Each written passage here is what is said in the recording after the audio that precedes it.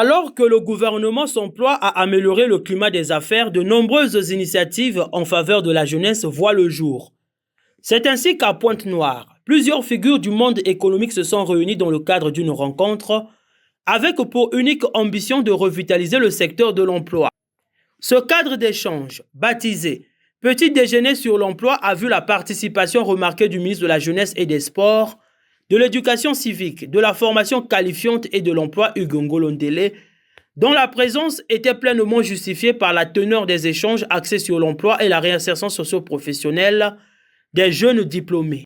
Notre engagement quotidien consiste à simplifier les démarches administratives, à réduire les délais de traitement des dossiers et à offrir une transparence optimale dans la gestion des procédures liées à l'emploi. Lors d'un échange franc et sans détour, les participants ont abordé les défis persistants ainsi que les voies de promotion d'un emploi durable.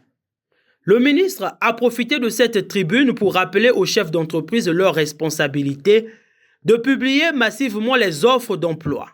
Ce moment d'échange et de partage illustre parfaitement la volonté de son Excellence, Monsieur le Président de la République, chef de l'État, de poursuivre et de consolider les initiatives prises en faveur de notre jeunesse.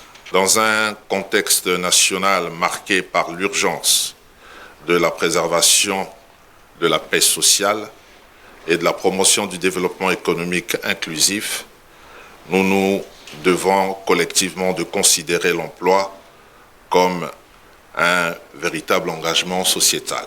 De nombreuses préoccupations ont ainsi émergé au fil des discussions. Est-ce qu'au niveau de la CPE aujourd'hui, on peut avoir une cartographie avec des indicateurs précis sur les métiers autant sensibles dont les jeunes Congolais sont parfois utilisés en dessus de leurs compétences? Une entreprise dans l'informel, une entreprise qui se porte mal, une entreprise sans perspective de développement ne génère pas d'emploi. Donc le premier élément, c'est comment est-ce qu'on va donner davantage de capacité aux entreprises pour pouvoir en fait générer de l'emploi. Dans le dispositif législatif et réglementaire que nous avons concernant le local content, nous avons l'accompagnonnage qui peut booster le transfert des compétences, qui peut booster le savoir-faire. Ce type de rencontre révèle combien le dialogue entre les autorités publiques et les entreprises est non seulement nécessaire, mais vital pour la promotion de l'emploi au bénéfice des nationaux.